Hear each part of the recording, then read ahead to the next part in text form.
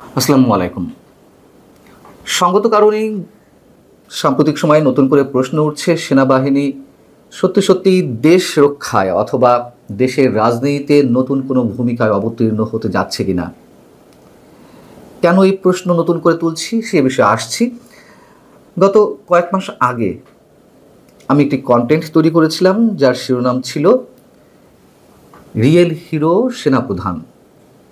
কেন এই শিরোনাম দিয়েছিলাম হয়তো অনেকেরই মনে আছে যে গত 21শে মে অফিসার্স অ্যাড্রেসে সেনাপ্রধান জেনারেল ওয়াকরুজ্জামান স্পষ্ট ভাষায় বিভিন্ন গুরুত্বপূর্ণ বিষয়ে যে মন্তব্যগুলো করেছিলেন তার মধ্যে একটি ছিল নো ব্লাডি করিডোর এবং দেশের বন্দর বিদেশিদের হাতে কেবলমাত্র রাজনৈতিক সরকারই তুলে দিতে পারে, কোনো অনির্বাচিত সরকার নয়। সেখানে তিনি আরও অনেক মন্তব্য করেছিলেন এবং তারও আগে আরও একটি কন্টেন্ট করেছিলাম যার শিরোনাম ছিল সবার অভিন্ন শত্রু জেনারেল ওয়াকারুজ্জামান। কেন আমি বারবার এই কথাগুলো বলে আসছি এবং কখনো কখনো নিজের ভাবনায় যে তীর ধরে না তা কিন্তু নয়। যখন দেখি যে সেনাবাহিনীর বিরুদ্ধে রাস্তার ন্যাংটো ছেলেদের থেকে শুরু করে বিভিন্ন রাজনৈতিক দলের প্রধানরা যাচ্ছে না তা ভাষায় কথা বলছে, হুঙ্কার দিচ্ছে, ডিজিএফআই ক্যান্টনমেন্ট গুড়িয়ে দেওয়ার হুঁশিয়ারি উচ্চারণ করছে, তখন বিস্ময় প্রকাশ আমি নিজেই করি যে কেন সেনা বাহিনী এখনও পর্যন্ত মুখে ক্লু পেটে আছে, কেন তাদেরকে যে এভাবে খেলো করে তোলা হচ্ছে তার বিরুদ্ধে কেন তাদের কোনো ধরনের কোনো শব্দ নেই, উচ্চারণ নেই। এ কথাও সত্য যে সেনাবাহিনী নিজেও বিভিন্ন কর্মকাণ্ডে বিতর্কের মধ্যে জড়িয়ে পড়েছে, এটা সেনা সদস্যরা তারা নিজেরাও জানেন। মাঠে 30,000 সেনা সদস্য থাকা সত্ত্বেও আইন শৃঙ্খলা রক্ষার যে বিষয়টি সেটি না হয়ে বরং অবনতির দিকে যাচ্ছে। জাতীয় নাগরিক পার্টি যেটি কিংস পার্টি, সেই নাগরিক পার্টির নেতাদেরকে যেভাবে স্কর্ট করছেন তারা সেনা সদস্যরা, যেভাবে তাদেরকে প্রোটোকল দেওয়া হচ্ছে গোপালগঞ্জ থেকে শুরু করে ফরিদপুর কিংবা কক্সবাজারে, সেটি নিয়েও বিতর্ক উঠেছে, এটি সবাই জানে। তারপরও আমি সেনাবাহিনীর প্রতি আস্থা হারাতে চাইনি আমার বিশ্বাসের জায়গা থেকে, এবং প্রকাশ্যেই বলেছি যে একটা দেশের সেনাবাহিনী যখন রাষ্ট্রের বিরুদ্ধে অবস্থান নেয় তখন আর কিছু থাকে না আমাদের আশা ভরসার। এবং আমার বিশ্বাস বাংলাদেশের সেনাবাহিনী দেশের সার্বভৌমত্ব এবং মুক্তিযুদ্ধের পক্ষেই থাকবে। যা কিছু হচ্ছে নিশ্চয়ই এর মধ্যে অন্য কোনো হিসেব নিকেশ আছে। এই কথাগুলো ভূমিকাতে বলার এত কারণ এই জন্য যে জন্মাষ্টমীর অনুষ্ঠানে সেনাপ্রধান স্পষ্ট ভাষায় আবারও বললেন, অনেকে তার উপর আস্থা রাখতে পারেন অথবা কেউ আস্থা রাখবেন না, এটা যার যার ব্যক্তিগত বিষয়। তবে আমার কাছে অবশ্যই খুব গুরুত্বপূর্ণ মনে হয়েছে এই সময় এসে তার আবার সেই শক্ত উচ্চারণগুলো। তিনি ঢাকেশ্বরী জাতীয় মন্দিরে জন্মাষ্টমীর যে শোভাযাত্রা তার এবং আপনারা ধর্মীয় উৎসব আনন্দের সঙ্গে উদযাপন করবেন। এই দেশের শত শত বছর ধরে হিন্দু, মুসলমান, বৌদ্ধ, খ্রিস্টান, পাহাড়ি, বাঙালি, উপজাতি সবাই মিলে আমরা অত্যন্ত শান্তিতে সম্প্রীতির সঙ্গে বসবাস করে যাচ্ছি। আরও বললেন এখানে কোনো ভেদাভেদ থাকবে না, কোনো ধর্ম, জাতি, বর্ণ, গোত্রের মধ্যে কোনো ভেদাভেদ থাকবে না, এই দেশ সবার, সবাই আমরা এই দেশের নাগরিক।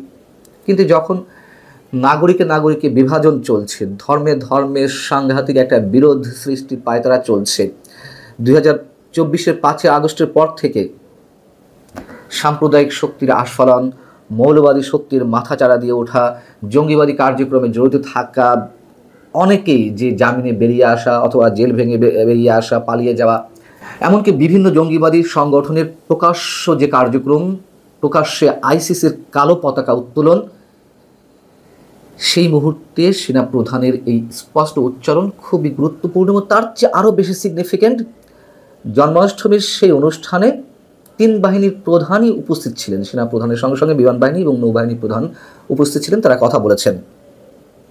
আমার জানা মতে যদি ভুল না হয়ে থাকে এর আগে আর কোনো সিভিলিয়ান কোনো অনুষ্ঠানে 3 বাহিনীর প্রধান একসাথে উপস্থিত থাকেননি।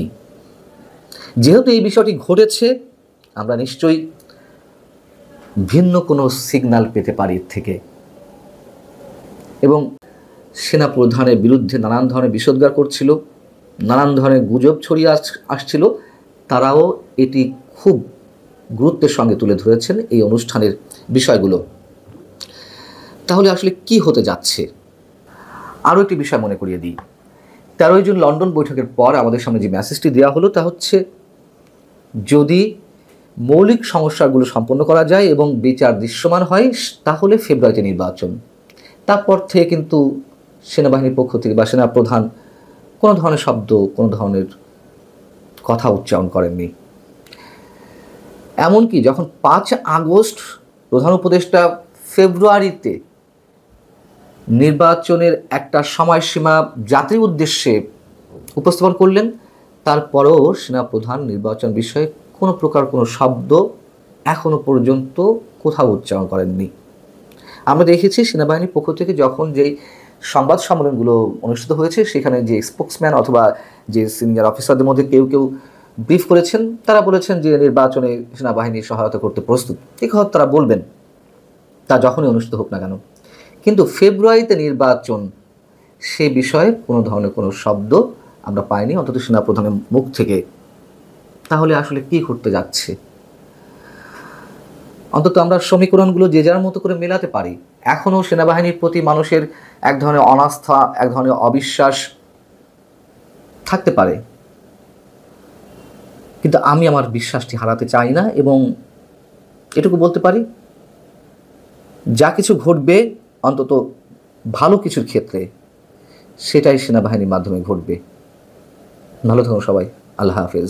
ডক্টর মোহাম্মদ ইউনূসের যে সমালোচনা আমি গত 11 মাস ধরে করেছি, সেই 11 মাসের সমালোচনার মূল উদ্দেশ্য ছিল তিনি যেন ভালো করেন এবং তিনি যেন তার যে সংস্কার কর্মকাণ্ডগুলো করতে চাচ্ছেন সেই কর্মকাণ্ডগুলো একটা শেপ দিয়ে সুন্দর একটা অবস্থা তৈরি করে সসম্মানে বিদায় নিতে পারেন, এজন্য সমালোচনা করেছি।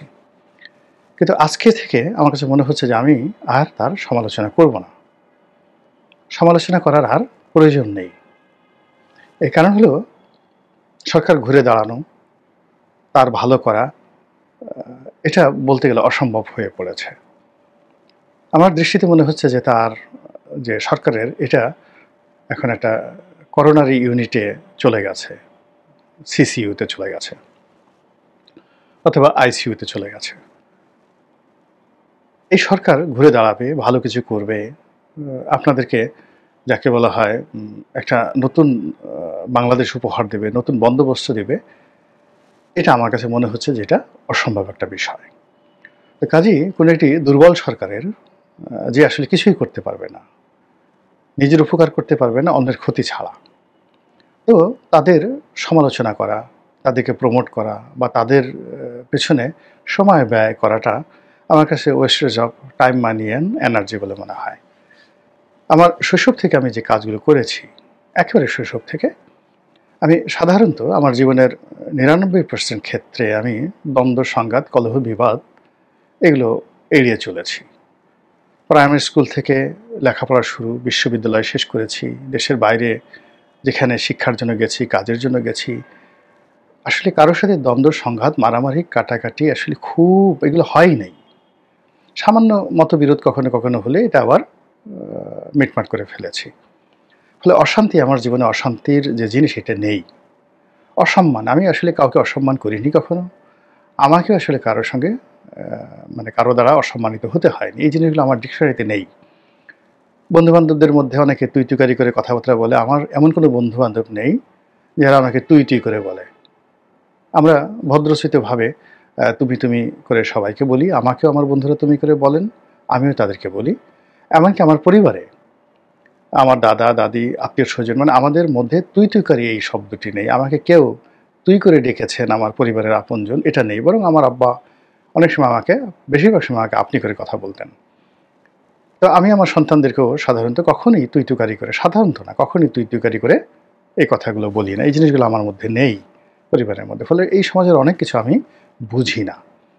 তো যেটা বলছি যে আমি প্রতিযোগিতা করেছি, তারপরে শেষে কারো কারোর সঙ্গে দেখা গেছে যে আমার দ্বন্দ্ব সংঘাত হয়েছে, কিন্তু আমি হিসাব মিলিয়ে দেখি যে আমি কখনই কখনো দুর্বল, অসহায় এবং আমার পর্যায়ের নয় এরকম কারোর সঙ্গে কখনো প্রতিযোগিতা করিনি, কারোর সঙ্গে দ্বন্দ্ব সংঘাত করিনি, মারামারি কাটাকাটি করিনি। অধিকন্ত আমার অনেক শক্তিশালী প্রতিপক্ষ প্রতিদ্বন্দ্বী যখন বিপদে পড়েছে আমি সবার আগে সাহায্য করতে এগিয়ে গিয়েছি।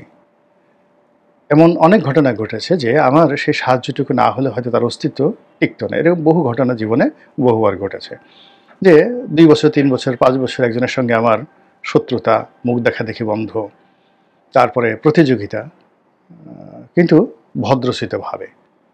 যখন জানতে পারলাম যে সেই মানুষটি অসহায় হয়ে পড়েছে, বিপদগ্রস্ত হয়ে পড়েছে, আমি সবার আগে এগিয়ে গিয়েছি এবং সাহায্য করেছি, সহযোগিতা করেছি। ১ ২ নম্বর হলো যে আল্লাহ রাব্বুল আলামিন আমাকে এমন একটা সহজ সরল জীবন দিয়েছেন।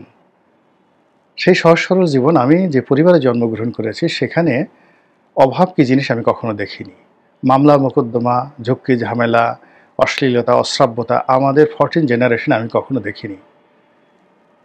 ক্ষুধার সময় খাবার পেয়েছি, প্রয়োজনের সময় সব জিনিস পেয়েছি। আমার নিজের যখন কর্মজীবন শুরু হলো, জীবনের একটি মাস যায়নি যে মাসে আমার আয় করা শিখেছি আয়ের চেয়ে ব্যয় বেশি হয়েছে। ১০০ টাকা উপার্জন করেছি, ৯৯ টাকা খরচ করেছি।